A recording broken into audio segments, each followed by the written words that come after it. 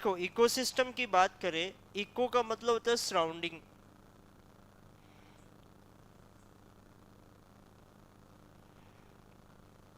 Eco का मतलब क्या होता है? सराउंडिंग। इकोसिस्टम एक ऐसा सिस्टम बना हुआ है जो अपने आप को खुद ही रेगुलेट करता है और सेल्फ सस्टेन है, यानी खुद अपने आप को रेगुलेट भी करता है और अपने आप में परिपूर्ण है, पूरी तरीके से अपने आप को संतुष्ट करता है। तो self sustaining, self regulated system, ठीक है, जो लिविंग और नॉन लिविंग दोनों ऑर्गेनिज्म से मिलके बना होता है, उसको आप क्या बोलते हैं? इकोसिस्टम। तो यहां पर ध्यान रखिएगा, self sustaining and self regulated system of living and non-living things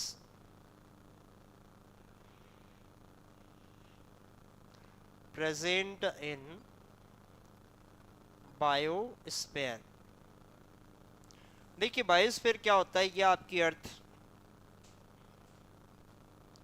ठीक है, अर्थ और इसके आसपास, अर्थ की सरफेस से अपन चले, जहां तक हम जाए वहां तक अगर लिविंग ऑर्गेनिज्म है, जैसे मान लो इस एरिया तक लिविंग ऑर्गेनिज्म प्रेजेंट, तो अर्थ और उसके सराउंडिंग में जहां तक लिविंग ऑर्गेनिज्म प्रेजेंट है उस तक का पूरा एरिया क्या होता है? बायोस्फीयर होता है। और इस बायोस्फीयर में बहुत सारे क्या होते हैं? इकोसिस्टम्स आपको देखने को मिलेंगे।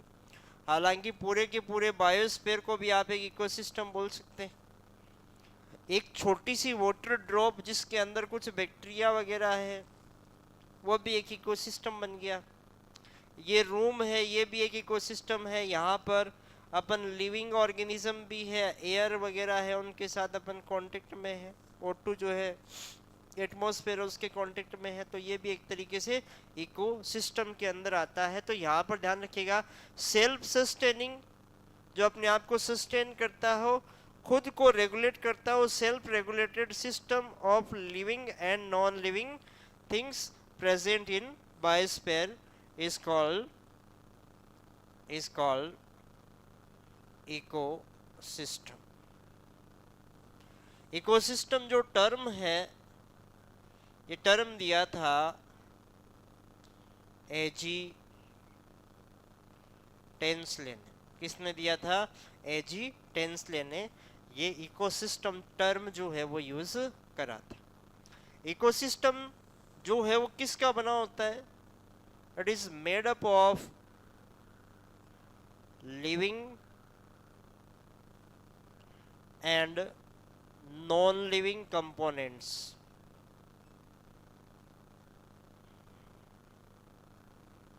लिविंग की बात करें तो इसमें क्या होते हैं? All living organisms, all living organisms of an ecosystem. एक इकोसिस्टम के जितने भी लिविंग ऑर्गेनिजम्स हैं वो लिविंग कंपोनेंट होंगे।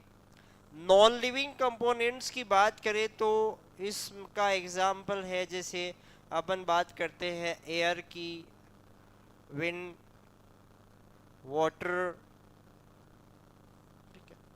Light, temperature etcetera.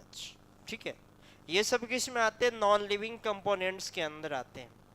तो एक इकोसिस्टम के अंदर क्या होगा कि जो लिविंग होगा वो नॉन लिविंग के साथ इंटरेक्ट करेगा और इस तरीके से ये सेल्फ सस्टेनिंग सिस्टम जो है वो डेवलप होगा।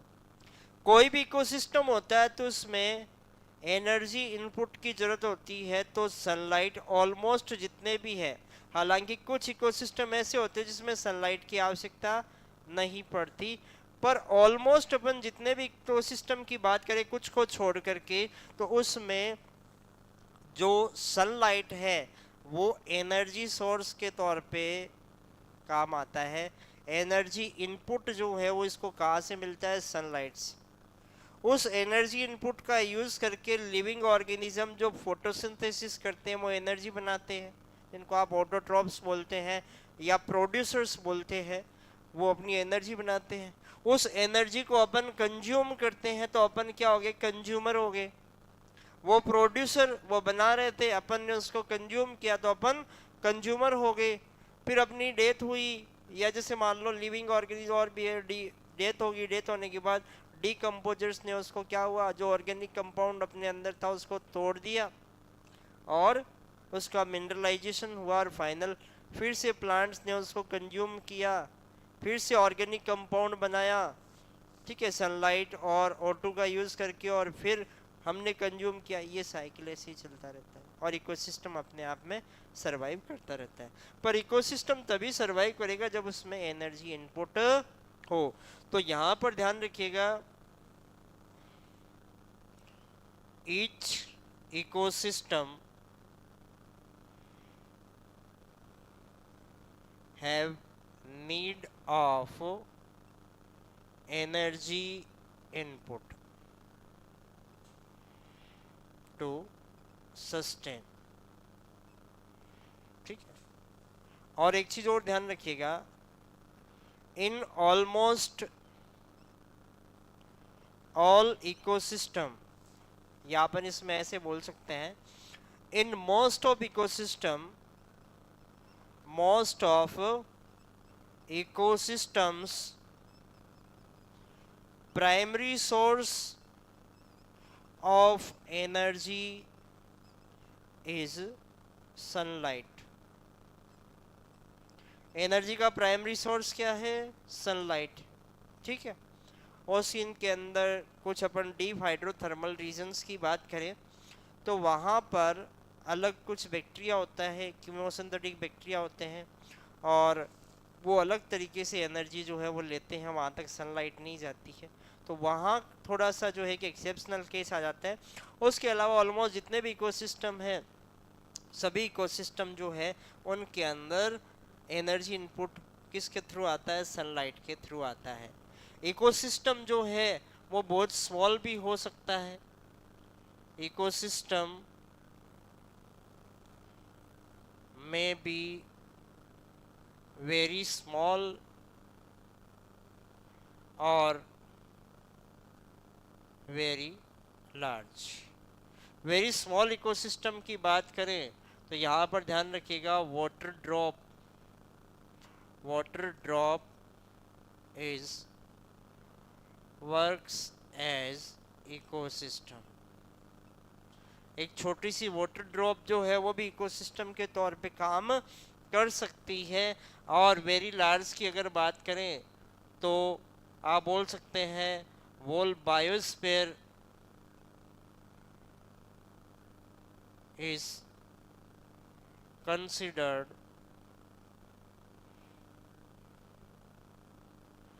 may be considered as ecosystem। भाई सबसे बड़ा इकोसिस्टम देखे तो बायोस्फीयर हो जाता है, सबसे छोटा देखे तो एक वाटर ड्रॉप भी हो सकती है, कुछ बैक्टीरिया हो गया, कोई जर्म्स उसके अंदर है जो सरवाइव कर रहे हैं।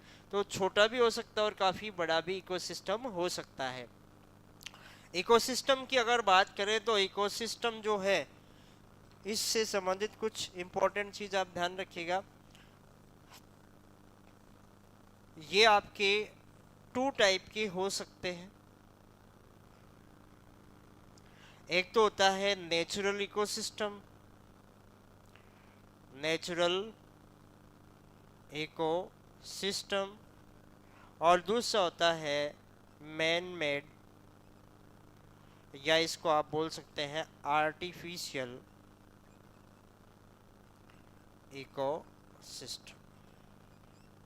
नेचुरल इकोसिस्टम और मैन मेड इकोसिस्टम में क्या डिफरेंस है? देखो, नेचर ने जिसको बनाया, जैसे रिवर्स, ओशियन की अपन बात करें, डेजर्ट की बात करें, जो रेन फॉरेस्ट है उनकी बात करें, तो वो नेचुरल तरीके से बने हुए हैं। तो नेचुरल इकोसिस्टम के एग्जाम्पल की अपन बात करें तो इसमें आपके डेजर्ट आ जाता है, डेजर्ट के अलावा रेन फॉरेस्ट आ जाता है, रिवर्स ये भी आ जाती है इसके अंदर, हाँ रिवर्स आ जाती है, और भी बहुत सारे एरिया है, वेटलैंड एक्सेट्रा। ये सब किसके अंदर आते हैं? नेचुरल इकोसिस्टम के अंदर आते हैं। मैन मेड या आर्टिफिशियल इकोसिस्टम की बात करें तो इसके एग्जांपल है, जैसे अपन पॉन्ड की बात करें, पॉन्ड कौन बनाता है? पॉन्ड तालाब जो होते हैं वो आदमी की बनाए हुए हैं सारे, ठीक है। आज जहाँ कहीं पे भी आप तालाब या पॉन्ड देखने जाते हो तो किसने बनाया था? वाटर स्टोरेज के लिए, हम नहीं बनाया था। पॉन्ड के अलावा अपन बोल सकते हैं ग्रास फील्ड या क्रॉप फील्ड की अपन बात करें, ठीक है, फसल उगाते हैं ना, तो एक पर्टिकुलर इकोसिस्टम आपने तैयार कर दिया, ठीक है, क्रॉप फील्ड जो है वो तैयार कर दिया। Pond ecosystem, crop field, aquarium, ठीक है, मछली पालने का शौक होता है, घर पे एक्वेरियम लगा लिया, उसके अंदर कुछ मछलियाँ, तो वो सेल्फ सस्टेनिंग है, उसमें आपको वाटर वगैरह है जो लाइटिंग है वो करनी पड़ती है, तो वो भी आपने ही बनाया, तो ये मैन मेड इकोसिस्टम के अंदर आते हैं, ठीक है। अब यहाँ पर भी आप देख पा रहे हैं कि एक इकोसिस्टम ऐसा है जिसमें वाटर की रिक्वायरमेंट होती है, और एक ऐसा है जो लैंड पे सरवाइव करते हैं लिविंग ऑर्गेनिज्म, उनके लिए होता है। तो इकोसिस्टम जो है वो फर्दर टू टाइप के हो सकते हैं। एक तो होता है एक्वेटिक इकोसिस्टम, और दूसरा हो सकता है terrestrial ecosystem. Aquatic ecosystem water content present है, वाटर के अंदर कोई इकोसिस्टम बना हुआ है, ठीक है, जैसे अपन बात करें ओशियन की, ठीक है, रिवर की बात की जाए, पॉन्ड की बात की जाए, एक्वेरियम की बात की जाए, तो ये सब किस में आते हैं?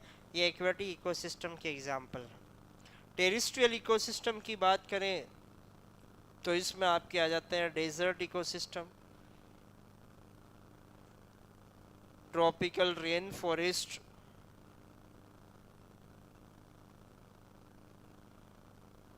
ठीक है, पोलर रीजन जो होते हैं, आर्कटिक रीजन हो गया, ठीक है, वो इकोसिस्टम किस में आते हैं? टेरेस्ट्रियल के अंदर आते हैं। क्लियर है? तो एक्वेटिक और टेरेस्ट्रियल, इनमें क्या डिफरेंस है, नेचुरल और आर्टिफिशियल में क्या है, ये सारी चीजें समझ में आई। कोई भी इकोसिस्टम है तो इको का मतलब क्या होता है? इको का मतलब सराउंडिंग सिस्टम, एक ऐसा सिस्टम जो सेल्फ सस्टेनिंग हो और सेल्फ रेगुलेटेड हो।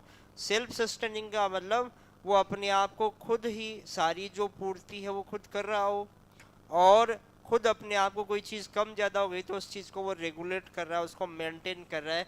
तो self sustaining self regulated system होता है जिसमें लिविंग और नॉन लिविंग दोनों टाइप के ऑर्गेनिज्म होते हैं।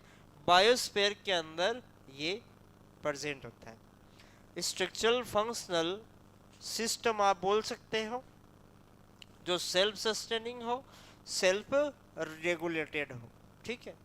उसके बाद अगर बात करें इकोसिस्टम टर्म की, तो एजिटेंसले नाम के साइंटिस्ट ने ये वाला टर्म दिया था। इकोसिस्टम लिविंग और नॉन लिविंग इन दोनों थिंग से, दोनों कंपोनेंट से मिलके बना होता है, ठीक है, और ये दोनों एक दूसरे पे इंटरडिपेंडेंट होते हैं, एक दूसरे के बिना ये सरवाइव नहीं कर सकते।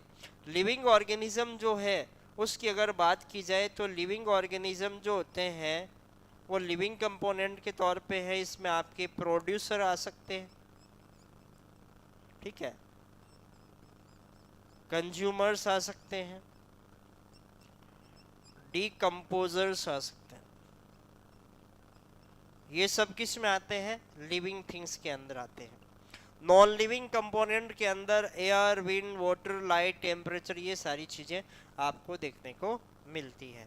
उसके बाद यहाँ पर ध्यान रखिएगा, ऑलमोस्ट जितने भी इकोसिस्टम है, या अपन बोल सकते हैं कि मोस्ट ऑफ इकोसिस्टम जो है उसमें एनर्जी इनपुट कहाँ से आता है, सनलाइट से आता है। कुछ इकोसिस्टम को छोड़ दें तो मोस्ट ऑफ इकोसिस्टम के अंदर सनलाइट जो है प्राइमरी सोर्स होता है किसका, एनर्जी का। ठीक है, इकोसिस्टम बहुत ज़्यादा छोटा भी हो सकता है, बहुत बड़ा भी हो सकता है। कंप्लीट बायोस्फीयर को इकोसिस्टम बोल सकते हैं। बड़े इकोसिस्टम में ओशियन कंसिडर कर सकते हैं आप, ठीक है, डेजर्ट इकोसिस्टम कंसिडर कर सकते हैं। और बहुत ही स्मॉल इकोसिस्टम में जैसे अपन एक सिंगल वाटर ड्रॉप की बात कर सकते हैं, एक्वेरियम जो आपने बनाया वो बात कर सकते हैं। तो ये स्मॉल इकोसिस्टम्स हो सकते हैं। नेचर ने इकोसिस्टम बनाया उनको नेचुरल बोल देंगे, और जो मैन मेड है उनको आर्टिफिशियल इकोसिस्टम बोलेंगे। नेचुरल इकोसिस्टम में desert, rain forest, wetland, river, ocean, ये सारी चीज़ें आपको देखने को मिलती है। मैन मेड या आर्टिफिशियल इकोसिस्टम की बात करें तो पॉन्ड, क्रॉप फील्ड, एक्वेरियम, ये सारे आर्टिफिशियल या मैन मेड इकोसिस्टम के अंदर आते हैं। एक्वेटिक इकोसिस्टम में ओशियन, रिवर, पॉन्ड, एक्वेरियम, ये सारे हैं। और टेरेस्ट्रियल इकोसिस्टम में desert, rain forest, crop field, ठीक है, एक्सेट्रा। ग्रीन हाउस भी बोल सकते हैं, ग्रीन हाउस भी एक तरीके से आपने इकोसिस्टम बनाया हुआ है, कर लो नोट।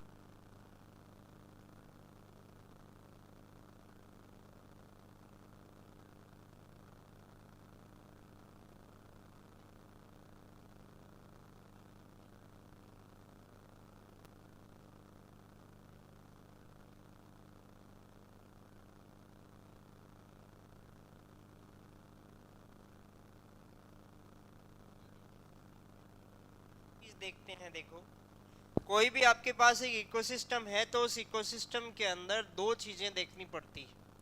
एक तो होता है स्पीसीज कंपोजिशन, एक तो कौन सी होती है, स्पीसीज कंपोजिशन, और दूसरा उसमें होता है स्ट्रेटिफिकेशन। हालांकि आप ध्यान रखिएगा इस चीज़ के बारे में कि इकोलॉजी के जितने भी चैप्टर हैं सब में से डेफिनेशंस को लेकर के क्वेश्चंस बनते हैं, ज़्यादातर ये देखा गया। स्ट्रेटिफिकेशन का मतलब क्या है, स्पीसीज कंपोजिशन का मतलब क्या है। तो स्पीसीज कंपोजिशन का मतलब क्या हुआ कि ये एक इकोसिस्टम है, ठीक है, और इसके अंदर डिफरेंट टाइप की स्पीसीज है। तो एक तो उसमें अपन क्या देखेंगे कि कितने टाइप की स्पीसीज है, ठीक है, ठीक है, उसका नंबर कितना है। और एक यहाँ पर स्पीसीज जो है उसके बारे में कि वो स्पीसीज जो है वो प्लांट की है या एनिमल स्पीसीज है। तो कौन से ऑर्गेनिज्म की स्पीसीज है, प्लांट की है, एनिमल की है, उनके नंबर को कैलकुलेट करना, उनके टाइप्स के बारे में पता करना।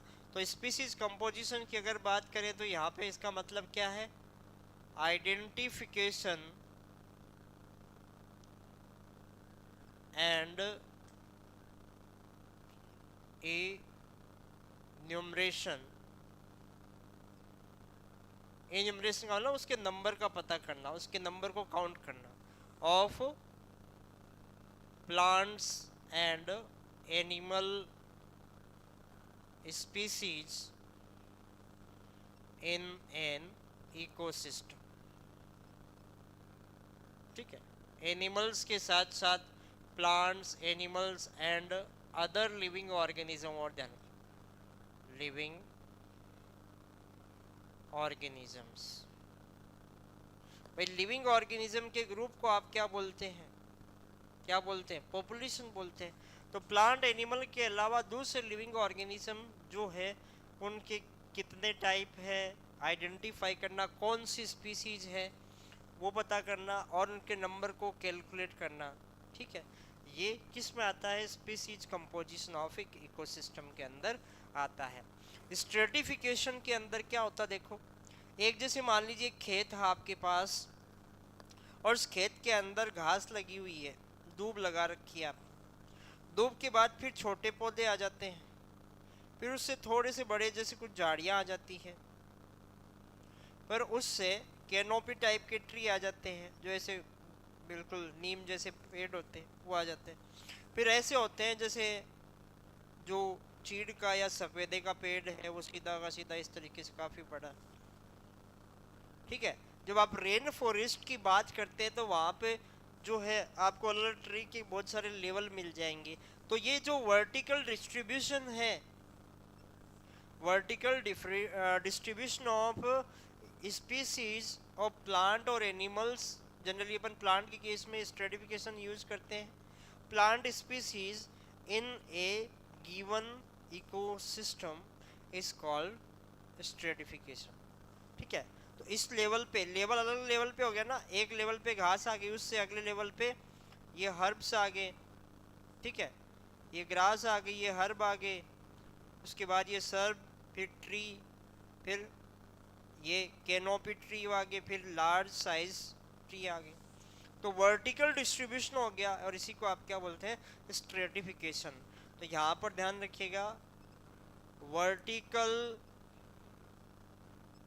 Distribution of different species of plants at different levels, different levels in an ecosystem is called stratification। देखो ये वाला स्ट्रेटिफिकेशन किसको दर्शाता है? जो रेन फॉरेस्ट होते हैं ना, ट्रॉपिकल रेन फॉरेस्ट, उसमें 6-7 लेवल आपको मिलते हैं। जैसे ये एक लेवल ये हो गया, उससे थोड़ा सा बड़ा लेवल ये हो गया, उससे लेवल ये हो गया तीसरा, ये चौथा, ये पांचवा, इस तरीके से अलग अलग लेवल पर जो है ये आपको प्लांट्स स्पीसीज का डिस्ट्रीब्यूशन मिलेगा। तो इसको आप क्या बोलते हैं? स्ट्रेटिफिकेशन बोलते हैं। क्लियर है? डेफिनेशन पूछी जा सकती है स्ट्रेटिफिकेशन क्या होता है, तो आप ध्यान रखना, vertical distribution of different species of plants, ठीक है, at different level in an ecosystem is called stratification.